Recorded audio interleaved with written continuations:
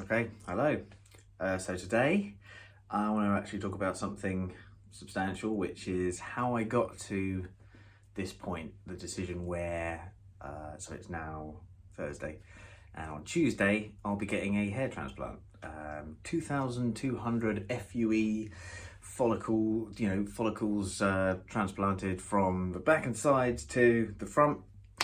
Yeah, how the hell do you make that kind of decision and spend, thousands of pounds and commit to months of, I think I saw it referred to as ugly duckling syndrome of that. So I guess I've always had fairly long hair since I was like in college, being in bands and having, I guess, ginger hair. It was kind of, it feels like it's become part of my identity. And I was absolutely fine with my hair. It used to be sort of long, but mid-length. I was absolutely fine and didn't have any kind of problem. No kind of insecurities, no complexes, no nothing. But then, say a year and a half ago, I had a haircut just in town. And during the course of that haircut, the hairdresser said, "Oh, it's such a shame, isn't it?" I was like, "What?" And they said, "Oh, that you're thinning on the front, you're losing your hair. It's so nice at the back, but it's it's going to be really hard, and you won't be able to have it long anymore." And it was kind of like news to me. I don't think I'd thought about it at all. I certainly hadn't had anyone say anything, but it's pretty shocking. On reflection, that was a pretty bad hairdresser technique, bedside manner.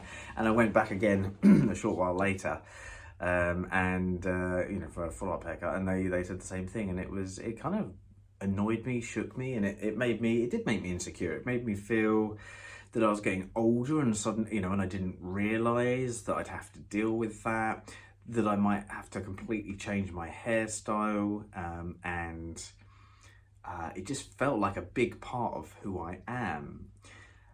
So yeah, as I say, no one really said anything to me. I'd never, noticed it, but it kind of got the ball rolling, and it set up this insecurity.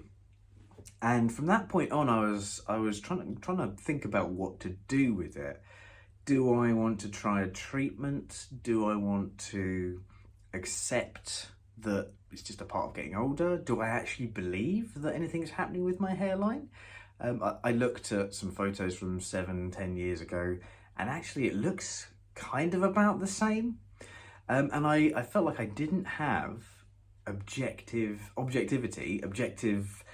judgment for if anything was actually a problem, if I actually felt like there was anything, that I didn't like, anything was wrong, and I didn't know what I should do. And of course, these things are all subjective, but I really felt like I just didn't know. I was struggling to work out, like, will anyone tell me?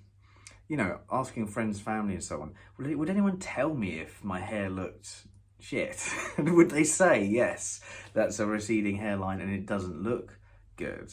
Or would they try and protect my feelings, and could I believe them? Or should, how do you actually find out? How do you have the guts to ask that kind of question? And I really just felt a bit lost about it. I kind of carried on with my life, but it was kind of there, looking in the mirror or trying to style my hair. Things felt awkward. And it actually took a good, 6-7 months for me to say, do you know what, actually, I think it's not the way I want it to be. I'm, seeing a therapist regularly, as many people do, and as I'd recommend, and it happened to be one of the things that we were talking about. And it was one of those breakthrough points where I was like, actually, I'm afraid of there being a problem, but I think, it's not where I want it to be, and I need to accept that. So actually, I'll rewind a little bit. I took a bit of a plunge. Like, it's all scary stuff, but for me, I like having a plan. So I took a bit of a plunge and decided to look online. I saw some Facebook friend reference Newman, N-U-M-A-N, for hair loss prevention, hair loss treatment. So I checked that out, and actually I did sign up. It's a bit scary, but for a sensitive, nervous soul such as myself.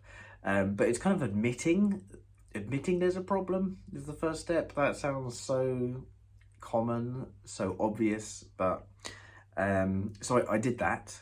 You have to answer some healthcare questions because it is a kind of prescription. There's an online doctor who gives the thumbs up, but it's, you know, it's nice and easy. You do it all online. And that was finasteride pills and minoxidil spray. So there's a spray and a pill you take. And actually I was using that for quite a few months. I didn't actually notice any difference using that route. The thing is, changes are often subtle and, you know, incremental day by day, so I don't know, it may have made a difference, it may not, but I didn't notice anything other than the finasteride pills made me really depressed. It took a while to work it out that might be the case, so then I stopped it and I felt better, and in fact a short while ago I started again, because those are the two main, you know, recommended actually effective treatments. But yeah, so I carried on with the minoxidil, stopped the pill. And yeah, it did progress, and this was before you know, I was thinking there's actually something serious to do. I thought, well, it's kind of preventative, because you can't restore hair follicles that are kaput. The minoxidil keeps the follicle, the pore healthy, such that it can maximize what's coming out of it, and finasteride stops them dying off and receding, I guess depending on who you are and your biology. But nothing will open them up again. So I thought, well, either way, it's a good idea to use these things. But I didn't really say like, oh, I'm not happy with it. I don't know, you know, I didn't know that I wanted to change things. But then, yes, in talking to a therapist and just thinking about these things, like, it's on my mind all the time. There's something that bothers me every day. It's looking in the mirror and going, is that right? Is that where I want to be? So in the end, I decided to look into it, you know, and the struggle at that point, or I decided to say, I'm not happy with this. The struggle at that point became, I don't know which battle to fight. What should I be doing, right? Should I be accepting that this is the way I have been made, this is the way I am, and be proud of that and embrace that and work on that side of myself, you know, pride and acceptance? Or do I say, do you know what, this isn't what I want, therefore I'm going to explore options, come up with a plan and try and change it, and possibly like be fighting nature?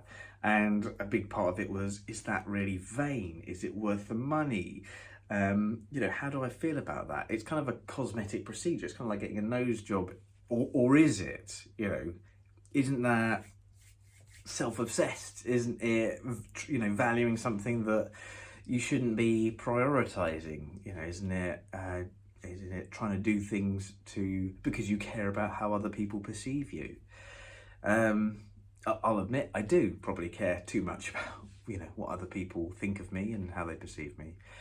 But yeah, nonetheless, it was a difficult thing to think about and work out. But in the end, I got to the point where I was like, yeah, I'm not quite happy with this, or enough. I'm not happy enough that I'm just going to do nothing. So I thought, I will explore what options are available. I'll try and find out as much reputable expert knowledge and opinion about my particular case, my scalp, my head, as I can, and then I will have explored it fully. What I don't like in general, and what I didn't like here, was the idea of being a few years down the line and regretting not doing something. I didn't like the idea that I'd wasted time, that something irreversible had happened that I could have done something about. So I thought, well, I'll look into the options anyway. If it's the case that this is something very natural, it's just the way things are settling for me, it's the way I am, or there's no option, then I can practice acceptance. If there's some other option, I will consider that option if it's, you know, available on the menu of options. So it was difficult to work out what that step was. Doing research on the internet is, I don't trust it. I like experts, and I like someone who knows their shit, who knows their onions. So in the end, on the advice of my girlfriend, I first of all spoke to a hairdresser. There's a nice place in London with a really good reputation, and spoke to a stylist. I said, basically, I don't want to sleepwalk into looking like a twat, because half the time my hair's up, half the time it's down. I like having long hair, I like showing it off, I like the sort of association of long hair, I like the bandy alt image thing. But I don't want it to become bad and it to happen so gradually I don't notice. So what do you think? Where am I? What are my options? And basically, the guy was great. Not the same hairdresser as before. The guy was great and said, oh, you want to talk to a trichologist? And I didn't know what that word was, but it's a scalp doctor, a scalp expert, consultant. So that's exactly what I did. I found one online. Again, they were nice and reputable, and it was a fantastic session. It's one of like 2 or 3 times in my life where I've just been talking to someone who absolutely is an expert on this thing that I desperately want to learn about and know about, and I trust their opinion implicitly.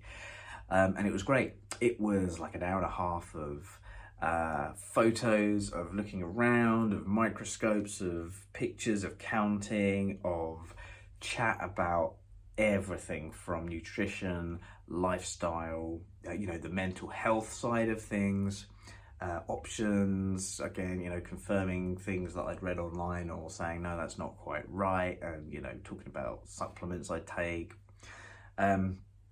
And it was so informative. It's kind of, there's a whole lot of general knowledge, like, hair is excess protein. So if you're in a protein deficit or a calorie deficit in general, you can expect to lose more hair than usual. Everyone loses about 100 hairs every day. There are, certain products and certain supplements that are really good if your diet's lacking in them. If you're doing a lot of protein, make sure to have lots of green veg, whatever. That sounds sort of general, but then there's specific stuff as well. And, in the end, I went for like this genetic test. So take swab samples from inside of your cheeks, send it off, and then they come back with like, oh, based on your genetic markers, this treatment should be particularly effective. This one probably won't work well for you, etc., etc. Either way, it was like just a way of getting all the uncertainty, all the questions, all the doubts answered. This could work. Here's answers to your questions. I'm going to be, and I was saying like, I want you to be direct, please. I want you to be, just tell it like it is. I don't want to be placated. And it was fantastic. So that is what I'd recommend. Expert, right? So I went from hairdresser who knows about style and how I want to perceive myself, then recommended trichologist, so scalp doctor, but obviously deals with stuff on the scalp like hair. Just got all the answers I needed. And in that case, one of the things was, if you're, there's no way really of regrowing hair. Minoxidil can maximize the follicles you have, finasteride could stop it, but if you want restoration of hairline, then you want a transplant. And gave me a couple of options and recommendations and introductions. And I followed up and had a consultation there. So one thing I would say, so they were able to confirm, so yeah, like it's counting and counting number of hairs per square inch, how many hairs coming out of each follicle. I think follicle was the actual pore, the hole. And yeah, just said, oh, so you do have something that's in a line, that counts as male pattern baldness. And that was the first time someone actually definitively gave me an answer like that. I mean, it kind of seems more obvious now, but yeah, this is where I am. I haven't even shown my hair yet, and this is a video series about hair transplants. Yeah, so it kind of goes up, and it's a bit thinner here. Well, it's quite a lot thinner here. At the back, it's all good. I don't think I've got anything going on here in my crown. Kind of jumping all over the place, but yeah, it's an enthusiastic topic for me to talk about. So spoke to the hair transplant clinic, had a consultation over Zoom because it was quick and easy, and it's based in London, and I'm like an hour and a half away. And actually, there was a sort of a pre-consultation conversation.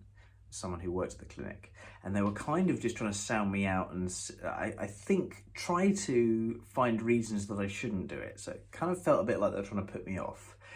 in a good way, because I guess with this, you really want to be sure. You know, when you transplant these hairs, they're going to be there.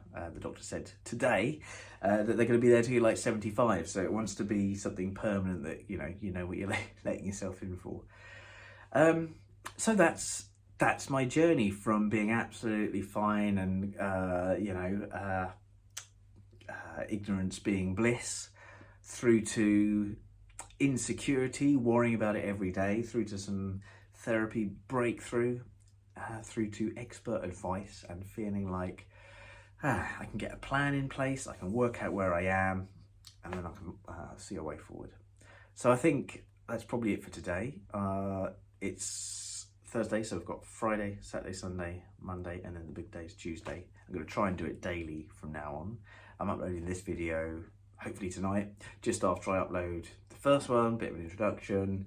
I have no idea if anyone's going to watch this, but I say hopefully sharing experiences is a net positive for the universe. It certainly feels good for me to get my thoughts in order. So thank you very much for watching. What shall I talk about tomorrow? I think tomorrow I might talk a bit more about what the trichologist said and what the hell's going on for the transplant with FUE and what that means, what the day's going to look like, and that kind of stuff. So thanks, I'll see you tomorrow.